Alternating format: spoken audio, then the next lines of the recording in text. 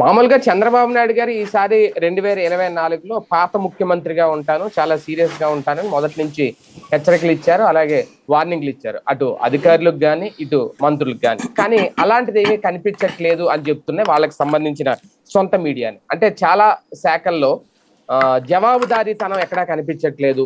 Senior మంత్రులు కానీ, సీనియర్లను కాదు మంత్రులు కానీ కొన్ని శాఖలకు సంబంధించి, అలాగే ఉన్నతాధికారులు కానీ, అంటే ఏదైనా ఈ ప్రభుత్వం మనది, ఈ ప్రభుత్వానికి మంచి పేరు తీసుకొచ్చేలాగా తమ వ్యవహార శైలి ఉండాలి అనేది ఏ ఒక్కరిలోనూ కనిపించట్లేదట. దీనికి కారణం చాలా శాఖల దగ్గర ఫైల్ పెండింగ్ ఉండడం కానీ, కొన్ని శాఖల్లో సమస్యలు పెరిగిపోతుండడం కానీ, దాన్ని పట్టించుకోకపోవడం కానీ. అంటే ఇక్కడ నిర్లక్ష్యం, నిర్లిప్తత అనేది అధికారుల మీద, మంత్రుల మీద నెట్టేయాలా? లేదు అంటే అప్పటి ముఖ్యమంత్రి, అంటే ఒకప్పుడు 2004లో చాలా సీరియస్ గా ఉండేవారు చంద్రబాబు నాయుడు గారు అనేది, ఆ ముఖ్యమంత్రి ఇప్పుడు మళ్ళీ కనిపిస్తారనుకుంటే అది కనిపించట్లేదు. ఎందుకంటే మొన్న వరకు అన్నారు అకస్మాత్తుగా తనిఖీలు ఉంటాయి, సడన్ గా విజిట్ చేస్తుంటా, అది ప్రకటనల వరకు పరిమితం అవుతున్నాయి కానీ ఆచరణకి ఇంకా నోచుకోవట్లేదు. అంటే ఇంకా నోచుకోవట్లేదు అంటే ముందు ముందు ఏమన్నా ఉంటాయి అనేది. అసలు ఏం జరగబోతుంది ఇది అంశం మీద చర్చించే ప్రయత్నం చేద్దాం. సార్, నిజంగా అంటే మంత్రుల్ని, ఉన్నతాధికారుల్ని టార్గెట్ చేసే రాజకీయం ఏమైనా నడుస్తుందా? ఒకప్పుడు చాలా సీరియస్ గా ఎఫర్ట్ పెట్టేవారు చంద్రబాబు నాయుడు గారు, బాబు గారు వస్తుంటే పరుగులు పెట్టేవారు అధికారులను, మంత్రులు అనేది. ఇప్పుడు ఆ సీరియస్నెస్ ఏమైనా తగ్గిందని హెచ్చరిస్తున్నాయా పత్రిక? ఏం లేదు, వెరీ సింపుల్ లాజిక్. జగన్ ఉన్నాడు అనుకోండి, అప్పుడు మంత్రులందరూ కూడా, అంటే మంత్రులు, అధికారులు, వాళ్ళ ఫెయిల్యూర్ అంతా కూడా జగన్దే తప్పు. పరిపాలన అనుభవం లేనోడు, పనికిరానోడు, లేకపోతే నాశనం చేసేస్తున్నాడు రాష్ట్రాన్ని. అప్పుడు రాసుకొచ్చింది అట్లా కదా. ఇప్పుడు ఈ పాపమంతా మంత్రులది, అధికారులది. ఇది తేడా. ఇక్కడ బేసిక్ కాన్సెప్ట్ ఏంటంటే, మనకి నచ్చిన వాడి గురించి హీరోగా చెయ్యాలి, మనకి నచ్చని వాడిని విలన్గా చెయ్యాలి. మనకి నచ్చిన వాడికి చేత కాకపోతే దాన్ని కవర్ చేయడానికి ఎవరో ఒకళ్ళని మీద నెపం నెట్టాలి. ఇది సహజ సిద్ధమైనటువంటి ఈ పత్రికల యొక్క ఆలోచన ధోరణి. వీళ్ళు మొదటి నుంచి ఆంధ్ర ప్రజల్ని అలాగే మోసం చేస్తుంటారు, తప్పుదోవ పట్టిస్తూనే ఉంటారు. దీనికి కౌంటర్గా వచ్చినటువంటి సాక్షి రెండవ వెర్షన్ ఇవ్వగలుగుతోంది, కానీ వాళ్ళు బ్యాలెన్స్ వెర్షన్ ఇవ్వలేకపోతున్నారు. ఇదివరకు ఆంధ్రభూమి, ఆంధ్రప్రభ ఇట్లాంటివి బ్యాలెన్స్డ్ న్యూస్గా ఉండేది. ఇప్పుడు ఆ బ్యాలెన్స్ చచ్చిపోయింది. ఒకప్పుడు ఆంధ్రజ్యోతి కూడా బ్యాలెన్స్డ్ పేపరే, రాధాకృష్ణ గారి చేతికి రాకముందు అది కూడా బ్యాలెన్స్డ్గానే ఉండేది. కానీ క్రమంగా ఇప్పుడు అటో ఇటో అన్నటువంటి రూట్లోకి వచ్చేసినాయి. దీనికి అనుగుణంగానే ఛానళ్ళు కూడా వచ్చేసినాయి. ఓ రకంగా చెప్పాలంటే ఇప్పుడు జర్నలిజం అంటూ ఏమీ లేదు ఆంధ్రప్రదేశ్లో. కేవలం ఆ పార్టీ కోసం కొంతమంది, ఈ పార్టీ కోసం కొంతమంది పనిచేస్తున్నారు, అంతకుమించి ఏం లేదు.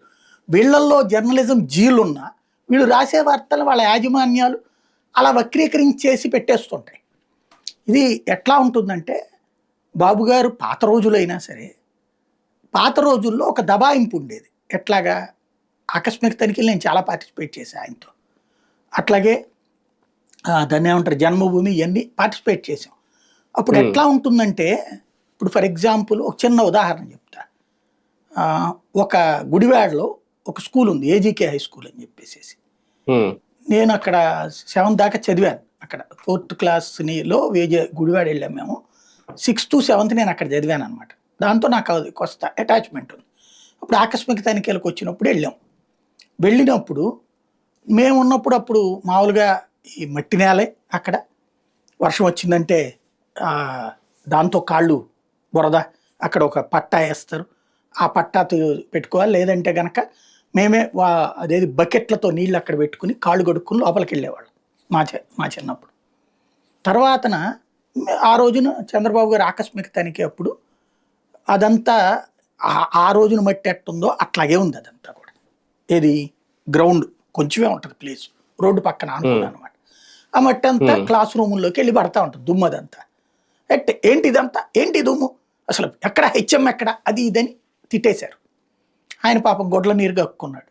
సార్ పొద్దున్నే ఊడుస్తారు సార్, మళ్ళీ సాయంత్రం ఊడుస్తారు సార్, ఎప్పటికప్పుడు ఎట్లాగా ఇదంతా దబాయింపు. ఇదంతా టీవీలో అసలు చంద్రబాబు ఎంత కన్నెర్ర చేశాడు ఏంటి, ఇదే కనబడుతుంది. అక్కడ నాకు ఒక విషయం అర్థం కాలేదు. సరే, ఇక్కడ ఏమన్నా నాపరాళ్ళు ఉంటే ఈ మట్టి అటు పడకుండా ఉంటుంది, ఆయన ఏమన్నా చేస్తాడు, నాపరాళ్ళు ఏం లేవు కదా అక్కడ అన్న నేను. ఆపరాళ్ళు ఏం లేవు కదా, ఈ మట్టి మరి ఆయనట్ట ఆపగలుగుతాడు, గాలి వచ్చినప్పుడల్లా క్లాస్ రూమ్లోకి పోద్ది కదా, తప్పదు కదా అని క్యాజువల్గా అన్నా. లేదు బ్రదర్, వీళ్ళు చూడాలి, అసలు వీళ్ళకి కామన్ సెన్స్ ఉంటేటండి ఎప్పటికప్పుడు చేయొచ్చు. ఒక ఊడ్చే మనిషి ఎన్నిసార్లు ఉడుతారు రోజులో, వాళ్ళ ఓపిక. అది ప్రతి గంటకోసారి ఊడమంటే ఊడలేరు కదా, అన్ని క్లాస్ రూమ్లు ఊడవడం కుదురుద్దా, లేదు కదా. అయితే వెంటనే దేవినేని రమణ అప్పుడు మంత్రిగా ఉన్నాడు, నువ్వు కరెక్ట్ పాయింట్ అన్నావు అని ఈ ఇదంతా నాపరాళ్లతో ఇది వేయడానికి నిధులు శాంక్షన్ చేస్తున్నామని చెప్పాడు అప్పటికప్పుడు. తర్వాత చేశారో లేదో నాకు ఐడియా లేదు, ఈ మధ్యన నుంచి చూస్తే చేసినట్టుగా అనిపించట్లేదు. అది మరి ఏమన్నా చేస్తా మధ్యలో ఆగింది ఏంటో తెలియలేదు. అంటే ఈ ఆకస్మిక తనిఖీల్లో ఉండే కాన్సెప్ట్ ఏంటంటే ప్రభుత్వ వైఫల్యాన్ని అధికారుల మీదకి రుద్దడం. ఇప్పుడు అట్లా చేస్తే ఇది సోషల్ మీడియా యుగం కాబట్టి పబ్లిక్ డైరెక్ట్ కామెంట్ చేస్తారు. ఆ రోజుల్లో తెలియదు కదా, పేపర్లో వచ్చే వార్తలో ఏమని రాస్తాం, కన్నెర్ర చేసిన చంద్రబాబు, ఆగ్రహంతో వణికిపోయిన హెచ్ఎం, ఇట్లా రాస్తాం. కాబట్టి ఆ రోజున ఆ పేపర్లోదే నిజం కాబట్టి జనానికి ఆ సీన్ అట్లాగే వెళ్ళింది. ఇవాళ అట్లా చేస్తే ఆకస్మిక తనిఖీల్లో తేలిపోతుంది, పబ్లిక్ అంటారు ఏందది నువ్వేమి ఇవ్వకుండా ఎట్ట అడుగుతావు అనేసి. ఇప్పుడు ఫర్ ఎగ్జాంపుల్ వీళ్ళు రాశారు ఈనాడు వాళ్ళు, మంత్రులు నిర్లిప్తంగా ఉన్నారు, రెవెన్యూ శాఖ నిర్లిప్తంగా ఉందని.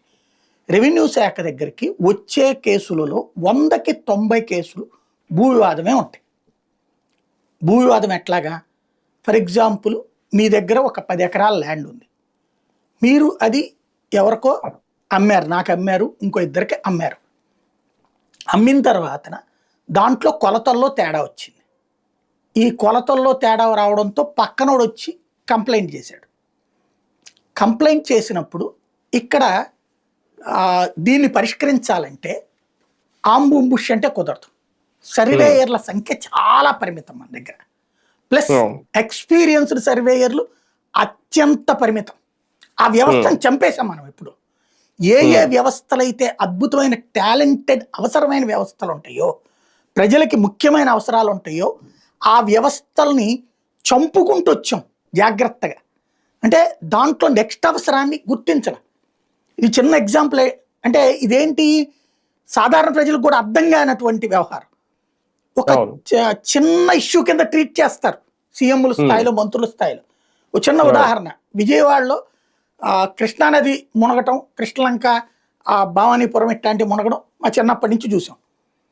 తర్వాత ఒకసారి ఉన్నట్టుండి ఆవిడెవరు రత్నబిందు మేయర్గా ఉన్నప్పుడు వన్ టౌన్లో మునిగింది, వన్ టౌన్లో పడవేసుకు తిరగాల్సి వచ్చింది. వన్ టౌన్లో 1వ ఫ్లోర్లోకి 30 వచ్చేసినాయి అనమాట వాటర్. అసలు వన్ టౌన్కి కృష్ణానదికి సమన్వయలే, ఇట్టట్ట వచ్చిందో అర్థం కాల. నేను వెళ్ళి ముందు ఆ వార్తను కవర్ చేసా బోడెం హోటల్ సెంటర్ దగ్గర, అది లైవ్ ఇచ్చి అప్పుడు నేను చెప్పిన తర్వాత వీళ్ళు గబక్కన వచ్చారు అందరూ, మేయర్ వీళ్ళందరూ అప్పటికప్పుడు పడవలు తెప్పించి తిరగడం అంతా అయ్యింది. అసలు ఏంద్రా ఇక్కడికి ఎక్కడి నుంచి నీళ్ళు వచ్చినాయి అంటే, మామూలుగా ఈ మున్సిపల్ కార్పొరేషన్ తరఫున ఈ వన్ టౌన్లో మురుగునీటినంతా కూడా అక్కడ రాజరాజేశ్వరిపేట దగ్గర అండర్ గ్రౌండ్ నుంచి ఒక కాలం ఉంటుంది అనమాట. ఆ గేట్ ఉంటుంది అక్కడ, మన ఈ లాకుల్ టైప్లో, దాన్ని తీయడం వెయ్యటం అనేటటువంటి దానికి ఒక స్టాఫ్ ఉన్నారు. అతనికి నెలకి ఇచ్చే జీతం 4,000 5,000 మున్సిపాలిటీ, ఒక కన్సాలిడేటెడ్ పేమెంట్ టైప్. ఏళ్ల తరబడి అతను చేస్తానే ఉన్నాడు. 58 ఏళ్ళు 60 ఏళ్ళు అయింది, అతను రిటైర్ అయిపోయాడు. అతని గురించి అసలు ఎవడూ పట్టించుకోలే. రిటైర్ అయిపోయాడు, వెళ్ళిపోయాడు, అవుట్ సోర్సింగ్ జాబ్ అనుకుంటా, అందుకని పెన్షన్లు పిఎఫ్లు కూడా రావు కదా, రేపటి నుంచి జాబ్ లేదన్నారు, వెళ్ళిపోయాడు. అతను సీన్ కట్ చేస్తే అతని పని ఏంటో ఎవరికి తెలియదు కదా. ఈ నీళ్ళు ఎక్కడ ఎందుకు ఆగిపోయినాయి, ఇవన్నీ మురుగు నీళ్ళే, కృష్ణ నీళ్ళు కాదు. ఏంటని చెప్పి చెక్ చేస్తే అది ఓపెన్ కాకపోవడం వల్ల 1 డే పట్టిందండి అదంతా. రాత్రికి ఎప్పుడో 11ంటికో ఏమో కమిషనర్ 100 మందితో మాట్లాడాక అతను ఆ ఏరియాకి సంబంధించి నీళ్ళు ఎటుపోతాయి ఏంటి, ముందు నీళ్లు పంపిద్దామని చెక్ చేస్తే తెలిసిన విషయం అది. అది తీస్తే వెంటనే నీళ్ళు వెళ్ళిపోయినాయి ఒక్క అరగంటలో. అది ఇట్లాగుంటాయి ఈ పనులు. ఇప్పుడు ఈ సర్వేయర్ల గురించి ఎవడు పట్టించుకుంటున్నాడు? గవర్నమెంట్ అధికారిక సర్వేయర్లు ఎంతమంది ఉన్నారు? ఈ సర్వేయర్ వస్తే ఇక్కడ ఇది రాము గారి ఇల్లు, ఇది సుబ్బయ్య గారి ఇల్లు అని చెప్తారు. కానీ ఒరిజినల్ సర్వే ఎక్కడి నుంచి జరగాలి? ఒక కాలనీ ఉంది, కాలనీలో నువ్వు ఈ రాము గారిది సుబ్బయ్య గారిది లెక్కేస్తే అసలు దాన్ని ఇతంది తప్పు లేదంటాడు, ఇతంది తప్పు లేదంటాడు. మధ్యలో మొత్తం ప్లేస్ సర్వే చేయాలంటే ఒక టీం అంతా ఉండాలి. ఎక్కడున్నారు అక్కడ? అసలు మున్సిపాలిటీ లేరు, కార్పొరేషన్లకు లేరు, రెవెన్యూ డిపార్ట్మెంట్కి లేరు, ప్రైవేట్ వాళ్ళనే ఎంగేజ్ చేసుకుంటున్నారు.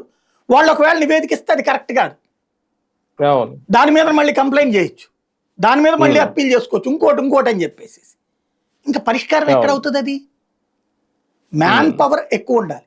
ఇది పాపం ఆయన ఏం చేస్తాడు మంత్రి అనగానే సత్యప్రసాద్ తిట్టారు అందులో, లేకపోతే ఇంకొకళ్ళని ఎవరినో తిడుతున్నారు బేసిక్గా. రెండోది ఫర్ ఎగ్జాంపుల్ అచ్చెన్నాయుడు గారు ఉన్నారు, మొన్న ఏమో ఆ మామిడికాయల వాళ్ళది ప్రాబ్లం వచ్చిందంటే మీరు ఎక్కువ రేటు కొనండియా అని ఆ కంపెనీల వాళ్ళకి చెప్పారు. మేమెందుకు కొంటాం పో అన్నారు వాళ్ళు. నువ్వు వంట వస్తావనడానికి నీ చట్టం లేదే, అవసరమైతే వాడు కోర్టుకి వెళ్తాడు. నువ్వు ఇవ్వదలుచుకుంటే నువ్వు ఇవ్వాలి కానీ డబ్బులు, మా చేత డబ్బులు నువ్వు ఇప్పించేది ఏంది? 5 పక్క రాష్ట్రంలో 4 రూపాయలకు వస్తాడు, నువ్వు మా దగ్గర 12 రూపాయలు ఇవ్వమంటే మేము ఎందుకు ఇస్తాం పమ్మన్నారు వాళ్ళు. ఏం చేయాలి ఈయన? దాంట్లో మంత్రి గారి వైఫల్యం కనబడుతుంది వీళ్ళకి. రవాణా శాఖ ఉంది, బస్సులు ప్రాబ్లం వస్తుంది, ఆశించినంత లేవు. ఏం చేయాలి రవాణా మంత్రి? ఇప్పుడు ఆయన బస్సుల గురించి పాపం అప్పట్లో మొదట్లో చెప్పేవాడు, వచ్చే నెలలోనే ఫ్రీ బస్సు, ఆ పండక్కి ఈ పండక్కి అని చెప్పేసి. పాప ఆయన నాపి మొన్న చంద్రబాబు గారు చెప్పారు. ఇప్పుడు ఆయన చేతిలో ఏముందని చెప్పగలడు? అసలు ఏ శాఖ మంత్రికి స్వేచ్ఛ ఇచ్చారు చెప్పండి? ప్రతి మంత్రికి ఒక స్వేచ్ఛ ఇచ్చారు, జగన్ని తిట్టు, విపక్షాన్ని విమర్శించు, ఆ విషయంలో పూర్తి స్వేచ్ఛ ఉంది. వాళ్ళ శాఖలో డెసిషన్ తీసుకునే స్వేచ్ఛ ఎవరికి ఉంది? విధానపరమైన నిర్ణయాల విషయంలో స్వేచ్ఛ లేదని అనుకోవాలా, అవగాహన లేదని ఎంతవరకు అనుకోవాలి? అవగాహన లేదని నేను అనుకోను. వీళ్ళకి అవగాహన అక్కర్లా, అధికారులకు అవగాహన ఉంటుంది, వాళ్ళు వచ్చి చెప్తారు. విధానపరమైన నిర్ణయం తీసుకునే స్వేచ్ఛ ఉన్నప్పుడు ఈ పని చేయ్యా అని చెప్తారు. ఇప్పుడు సింపుల్ లాజిక్ ఎట్లా ఉంటుందంటే, కేంద్ర ప్రభుత్వంలో మోడీ ఏ శాఖలోనే ఇన్వాల్వ్ అయ్యాడు, లేదా అక్కడున్న మోడీ దగ్గర ఎవరో ఒక మనిషి పెట్టుకుని ఈ శాఖల వాళ్ళ ఫైళ్ళన్నీ అక్కడికి వచ్చి వాళ్ళు ఓకే అన్నాకే పోవాలన్న రూల్ ఏమీ లే. ఓన్లీ వాళ్ళ పని వాళ్ళు చేసుకుపోతున్నారు. ఈవెన్ తెలంగాణలో కూడా మంత్రులకు పూర్తి స్వేచ్ఛ ఉంది, ఎవరి శాఖ వాళ్ళే చేస్తున్నారు. ఎందుకని? జాతీయ ప్రభుత్వాల్లో అది సాధ్యమవుతుంది. జాతీయ పార్టీల ప్రభుత్వాల్లో మంత్రిత్వ శాఖ ఇవ్వడం వరకు ముఖ్యమంత్రి బాధ్యత, కలెక్టివ్ రెస్పాన్సిబిలిటీ ఉంటది, ముఖ్యమంత్రి జోక్యం ఉంటది. కానీ 60% స్వేచ్ఛ ఉంటుంది వాళ్ళకి, 60 నుంచి 70% దాకా స్వేచ్ఛ ఉంటుంది. బీజేపీలో అయితే 100% స్వేచ్ఛ ఉంటుంది. కేంద్రం మరి రాష్ట్రాల్లో ఎట్లుందో నాకు తెలియదు. 60-70% స్వేచ్ఛ అయితే అక్కడ కూడా ఉంటది, ఏది రాష్ట్ర ప్రభుత్వాలు. ఎందుకని? ఇక్కడ పైన ఇంకొకడు ఉన్నాడు, ఇక్కడ ఈ మొత్తం నడపాల్సింది ఒకళ్ళు. అంటే నేను ఏదైనా నిర్ణయం తీసుకుంటే వెంటనే పైనుంచి నాకు తిడతారు. ప్లస్ ఇక్కడ ఒక నిర్ణయం తీసుకోవాలి. ఫర్ ఎగ్జాంపుల్ మొన్న అయ్యో మామిడికాయలు పారబోసారు, అర్జెంటుగా అచ్చెన్నాయుడు ఏం చెప్పాలా? అవన్నీ కొని రైతు బజార్లో పెట్టండియా అని చెప్పాలి. చెప్పాలంటే డబ్బులు కావాలి కొనడానికి వ్యవసాయ శాఖకి. ఆయన చేతిలో ఒక 100 కోట్లు పెట్టి దీంతో నువ్వు వ్యాపారం చేయంటే ఆయన 10 కోట్లు పెట్టి కొనండియా, ఇక్కడ పెట్టండి 15 కోట్లు వస్తుంది అని లెక్క పెట్టచ్చు. లేదా ఒక 5 కోట్లు పోతే నష్టమేం లేదయ్యా అని పెట్టచ్చు. ఆయనకి ఏడ ఉంది? దానికి మళ్ళీ డబ్బులు కావాలంటే ఆర్థిక మంత్రి చెప్పాలి. ఆర్థిక మంత్రి చెప్పాలంటే విధాన నిర్ణయం కదా ఇది, క్యాబినెట్లో పెట్టండి. క్యాబినెట్లో పెట్టాలంటే చంద్రబాబు గారు అప్రూవ్ చేయాలి. నువ్వు ఆ స్టేట్మెంట్ ఇచ్చి ఒకసారి చూడండి అంటాడు ఆయన, లాంగ్ ఎక్స్పీరియన్స్డ్ పర్సన్ కాబట్టి. ఇట్లాంటి ఏంటో తెలుసు. అదేది బార్లీ పొగాకు కొంటలు లేదన్న దాని మీదన మేము కొనిపిస్తాం మార్క్ ఫెడ్ ద్వారా. ఇక్కడ ప్రభుత్వం ఏడగా ఉంటుంది అక్కడ అంటే మార్క్ ఫెడ్ తో కొనిస్తే ప్రభుత్వం పోనీ అదన్నా జరుగుతుందా? వాళ్ళ గొడవ ఎందుకు వచ్చింది జగన్ అక్కడ బేసిక్గా? అంటే వీటిట్లలో మంత్రులకి స్వేచ్ఛ ఒకే ఒక్కళ్ళకు ఉంది రాష్ట్రంలో, లోకేష్. ఆయన తప్పించి ఇంకే శాఖలో నిర్ణయం తీసుకోగలుగుతున్నారు? రెండవది కాస్తో కోస్తో ఒక స్వేచ్ఛగా చేస్తూ రిస్ట్రిక్షన్స్ అని పట్టించుకోకుండా ఎక్స్ప్లెయిన్ చేయగలిగినోడు నారాయణ ఒక్కడు. ఇద్దరు తప్పించి నాకు ఎక్కడా కనిపించట్లేదు అక్కడ మంత్రులకి స్వేచ్ఛ. మరి స్వేచ్ఛ లేనప్పుడు వాళ్ళు ఎలా నిర్ణయం? ఇప్పుడు ఫర్ ఎగ్జాంపుల్ నాదెళ్ల మనోహర్ స్వేచ్ఛ ఉంది అనుకుందాం, ఏమైంది ఇప్పుడు? రేషన్ ఎక్కడన్నా ఆగుతుందా? అందరు తినేస్తున్నారా ఇప్పుడు? బియ్యం అక్రమంగా రవాణా జరగట్లేదా? అదే సీజ్ ద షిప్ ప్రాంతాల నుంచి పోవట్లేదు ఇప్పుడు? అక్కడ హోంశాఖ ఉంది కదా, వీళ్ళిద్దరూ సమన్వయం చేసుకుని ప్రతి లారీని ఆపుతున్నారా? ఆ బియ్యం ఎక్కడి నుంచి అనేది తెలుస్తున్నారా? రాజకీయంగా పని అయిపోయింది, ఎనఫ్. అంతమించి ఏం చేయలేరు. విధాన నిర్ణయం ఏం తీసుకోవాలి? డబ్బులు చేతికిద్దాం, ఇది ఆపేద్దాం అని తీసుకోవాలి. ఇది జరుగుతుందా? ఇట్లాగా ప్రతి దానికి కూడా ఆ శాఖకి సంబంధించి మంత్రి కన్సర్న్. మీకు ఎక్కడో చెప్పండి, ఒక మంత్రి తన శాఖకి సంబంధించిన అధికారులందరితో సమీక్షించిన ప్రెస్ కాన్ఫరెన్స్ ఎక్కడన్నా చూస్తున్నారు మీరు? మీటింగ్ కానీ ప్రెస్ కాన్ఫరెన్స్ కానీ ప్రతి వారమో లేదా ప్రతి నెలకు ఒకసారి మంత్రి కూర్చుంటే కదా అతనికి ఫీడ్బ్యాక్ వచ్చేది అధికారులందరితో. అసలు మంత్రి దగ్గరికి అధికారులు వెళ్తారా? ప్రిన్సిపల్ సెక్రటరీ వాళ్ళ డిపార్ట్మెంట్ సెక్రటరీలు, వాళ్ళ డిపార్ట్మెంట్కి సంబంధించిన వాళ్ళు వెళ్ళట్లా. వీళ్ళు లైట్ తీసుకుంటున్నారు, వీళ్ళ లైట్ తీసుకుంటున్నారు. అందువల్ల మంత్రులకి గౌరవం ఉండాలి. ఇప్పుడు మీరు కాంగ్రెస్ హయాంలో ఆ గౌరవం ఉండేది. రాజశేఖర్ రెడ్డి ఉన్నా, లేకపోతే కిరణ్ కుమార్ రెడ్డి ఉన్నా, రోసయ్య ఉన్నా, విధానపరమైన ఇప్పుడు రేవంత్ రెడ్డి టైం పొంగులేటి శ్రీనివాసరెడ్డి అతనే తీసుకుంటాడు కదా డెసిషన్స్. తుమ్మల నాగేశ్వరరావు తీసుకుంటాడు కదా డెసిషన్స్. ఫైనాన్స్ అవసరమైనప్పుడు మాట్లాడుతున్నారు అక్కడ దాంతో. అలాగే పొన్నం స్వయంగా నిర్ణయాలు తీసుకుంటున్నాడుగా ఆర్టీసీ విషయంలో. ఇట్లాంటి సీఎం పేరు కూడా చెప్తారు, బట్ డెసిషన్ అయితే వీళ్ళు తీసుకుంటున్నారు కదా. అలాంటిది ఇక్కడ జరుగుతుందే. వాళ్ళ సమీక్షలు వాళ్ళే చేస్తున్నారు.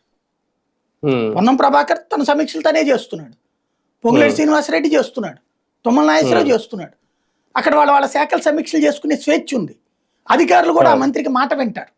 ఈవెన్ దామోదర్ రాజనరసింహ ఎన్నిసార్లు మీటింగ్లు పెట్టాల ఆరోగ్యానికి సంబంధించి? ఇక్కడ మన ఆరోగ్య శాఖ మంత్రి ఎన్ని మీటింగులు పెట్టి ఉంటాడు? అదే కదా. కాబట్టి స్వేచ్ఛ ముఖ్యం. ఆ స్వేచ్ఛ లేనప్పుడు వీళ్ళని లైట్ తీసుకుంటారు. ఫస్ట్ లైట్ తీసుకునేటప్పుడు ఇంకేం జరగదు. దానికి బాధ్యత ఎవరిదనాలా? మనం ఆ మంత్రులనే దొంగలు చేసి చూపెడితే పోతుందన్న కోణంలో రాశారు వీళ్ళు వార్తలు, అంతే. అవును. అంటే ఇప్పుడు వ్యవసాయ శాఖ గురించి చూసుకుంటే అచ్చెన్నాయుడు గారు, ఆయన సీనియర్ మంత్రి, ఆయన లాంటి వాళ్ళకి కూడా ఏదో ఆయనకు కూడా ఏవో బంధకాలు ఉంటాయా? ఆయనకు కూడా చెప్పే చేయాలి, చెప్పులు వేసుకెళ్ళాలి, ఇలాంటివి ఉంటాయా? ఆయన స్వేచ్ఛగా నిర్ణయం తీసుకోలేరా? నేను చెప్తున్నాను కదా, వాళ్ళ శాఖ సమీక్ష చేసిన మంత్రులు ఎవరు? చేస్తే అధికారులు వాళ్ళ నోటీస్కి తీసుకెళ్లిన అంశం ఏంటి? పవన్ కళ్యాణ్ ఒక్కడు స్వేచ్ఛగా చేశాడు, లోకేష్ తర్వాత పవన్ కళ్యాణ్ కూడా స్వేచ్ఛగా చేశాడు. కానీ ఆయనకి టైం తక్కువ ఉంటుంది. ఆయన చెప్పిన నిర్ణయాలు ఏంటి? అదేది కేంద్ర ప్రభుత్వ నిధులు నేరుగా పంచాయతీలకు అన్నది. మొదటి షిఫ్ట్ వెళ్ళి రెండోది ఇవ్వలేదని చెప్పేసి మొన్ననే జ్యోతి ఈనాడు రాశారు కదా, 4 నెలల నుంచి డబ్బులు ఇవ్వట్లేదని చెప్పేసి. డబ్బులు వచ్చినా కూడా ప్రభుత్వ అకౌంట్లో వేయట్లేదని రాశారు. అంటే ఏంటి? అయిపోయింది, అది మొన్నాళ్ళ ముచ్చట అయ్యింది. అప్పట్లో ఏంటి, జగను ఆ కరెంటు ఛార్జీలకి అటు కడితే తిట్టిపోశారు. ఇప్పుడు వచ్చేస్తున్నాయి డబ్బులన్నీ. ఇప్పుడు అది చెక్ చేసుకోండి. రెండవది, గిరిజన ప్రాంతాలు కాస్తో కోస్తో పనిని పబ్లిక్ లో చేయించగలుగుతున్నది పవన్ కళ్యాణ్.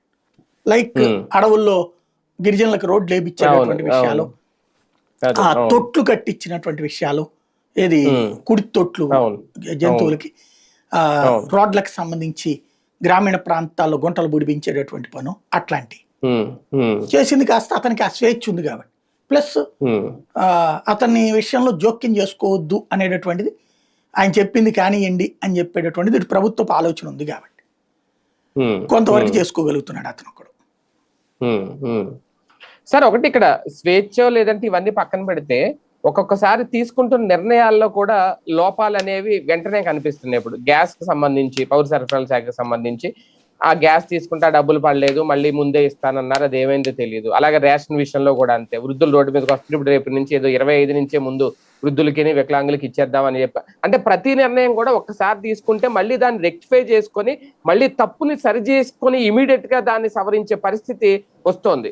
అది మరి బాబు గారికి అంత అవగాహన ఉండి లోపం అక్కడ ఉందా, లేదంటే వీళ్ళు రాసినట్టు ఉన్నతాధికారుల లోపం? కదా, మీడియా హైప్ తో జరిగేటటువంటి తప్పించి మరి ఏముండదు. అంటే లోపాలు కనిపిస్తున్నాయి కదా అదే అందులోనే. చెప్పేది, ఇప్పుడు మీడియా పౌర సరఫరాల హైప్ తో శాఖలో ఇన్ని లోపాలని లోపాలు ఉన్నాయి కవర్ కదా. చేస్తూ ఎవరి మీదనో తోయడం తప్పించి ఏమీ ఉండదు ఇందులో. ఇప్పుడు సివిల్ సప్లైసే కాదు, ఏ శాఖ నిర్ణయంలో చూసుకున్నా సరే అధికారుల మీద ఇప్పుడు తోసేస్తున్నారు. అంటే ఓ రకంగా చెప్పాలంటే ఫెయిల్ అయ్యిందని చెప్పేసి వీళ్ళే ఒప్పుకుంటున్నారు. ఆ ఫెయిల్యూర్ కారణాలను అధికారులు మంత్రుల్ని దోస్తున్నారు. స్పౌజ్ పెన్షన్ ఎవరు ఇవ్వాలండి? సాంఘిక అవును. సంక్షేమ శాఖ ఇవ్వాలి కదా. అవును. మరి ఆ మంత్రి గారు ఎప్పుడు మాట్లాడారు? చంద్రబాబు గారు మాట్లాడతారు, లోకేష్ గారు మాట్లాడతారు, ఎవరెవరో మాట్లాడతారు. ఆ మంత్రి సంబంధితులతో సమీక్షించి 80,000 స్పౌజ్ పెన్షన్ ఇప్పించలేరా? అదే కదా. లేదు. ఇప్పటికి లెక్కలు లాస్ట్ రాశారు, జగన్ అన్ని ఉన్నప్పుడే చెప్పారు. 2 లక్షల మందికి పెన్షన్లు ఆగిపోయినాయండి, ఇప్పుడు ఇంకో 3 లక్షల దాకా అయిపోయినాయండి అనేది అధికారులను అడిగితే కదా తెలిసేది. అవును. అధికారులందరితో కూర్చోబెట్టుకుని అయ్యా పెన్షన్ల పరంగా ఎంత ఇప్పుడు ఇస్తున్నాం మనం, ఇంకా ఎంతమంది ఈ ఏడాది అర్హులయ్యారు, ఇది లిస్టు పట్టుకెళ్ళి ఒకటి తయారు చేసి ప్రెస్ బ్రీఫింగ్ ఇట్లాగ ఇచ్చి అయ్యా నేను ఇట్లా సమీక్షించాను, ఇప్పుడు 5 లక్షలు 6 లక్షల మందో ఇప్పుడు తాజాగా అర్హులయ్యారు, 60 ఏళ్ళకు వచ్చారు, వీళ్ళందరి విషయంతో పాటుగా 50 ఏళ్ళకి పెన్షన్ అన్నటువంటి దాంట్లో చూస్తే ఇంకొక 20 లక్షల మందికి ఇవ్వాల్సి వస్తుంది, ఈ విషయాలు నేను చంద్రబాబు గారితో మాట్లాడతాను ముఖ్యమంత్రితో అని మాట్లాడే దమ్ము ఆ శాఖ మంత్రికి ఉంటుందా?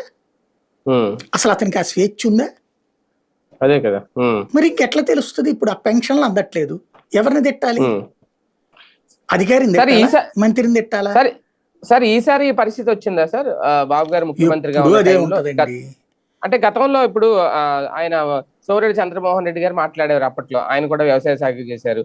లేదంటే ఆర్థిక మంత్రిగా ఉన్న ఆయన మాట్లాడేవారు, యనమల రామ. ఇలా కొంతమంది మాట్లాడేవారు కదా. ఇప్పుడు మీరు ఇందాక అన్నట్టు కాంగ్రెస్ హయాంలో కూడా రఘువీరారెడ్డి గారు వ్యవసాయ శాఖ మంత్రిగా ఉన్నప్పుడు ఆయన మాట్లాడేవారు, సత్యేంద్ర రెడ్డి గారు, ఇలా కొంతమంది మంత్రులు గుర్తుంటాయి మనకి అప్పుడు చూసినారు. ఇప్పుడు అదేం కనిపించట్లేదు కదా. బాబు గారే కదా 2004కి ఇప్పుడు ముందు సీఎం గా. ఉన్నప్పటి దాంట్లో కొంత స్వేచ్ఛ అనుభవించారు. 2004కి ముందు, 99 ముందు, 99 2004 మధ్యలో, 99 ముందు చాలా స్వేచ్ఛగా అనిపించారు మంత్రులు. ఎందుకంటే అప్పుడే ప్రభుత్వాన్ని తీసుకుని ఉన్నారు కాబట్టి మంత్రులకు పూర్తి స్వేచ్ఛనిచ్చారు. అప్పుడు జస్ట్ కోఆర్డినేట్ చేసేవాళ్ళు. 99 2004 నాటికి కొంత తగ్గింది, కంట్రోల్ చేశారు మంత్రుల్ని. అప్పట్లో ఒక అతని పేరేంటి, కేసీఆర్, సోమిరెడ్డి, తుమ్మ ఆయన పేరేంటి, ఇప్పుడు మన స్పీకర్ మొన్నటిదాకా చేసిన శ్రీకాకుళం ఆయన ఉన్నారు కదా, సీతారాం, తమ్మినేని, ఇట్లాంటి వాళ్ళు. ఎందుకంటే మేము చూసాం, ప్రత్యక్షంగా గమనించడం. ఇప్పుడు ఆర్టీసీ మంత్రి, ఆర్టీసీ అప్పుడు రవాణా మంత్రిగా ఉండేవాడు కేసీఆర్, వచ్చి సమీక్షలు చేసేవాడు ఆయన.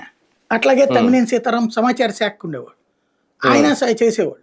సోమిరెడ్డి వ్యవసాయ శాఖ సమీక్షలు చేసి కొన్ని డబ్బులు ఇప్పించినవి కూడా ఉన్నాయి అప్పుడు.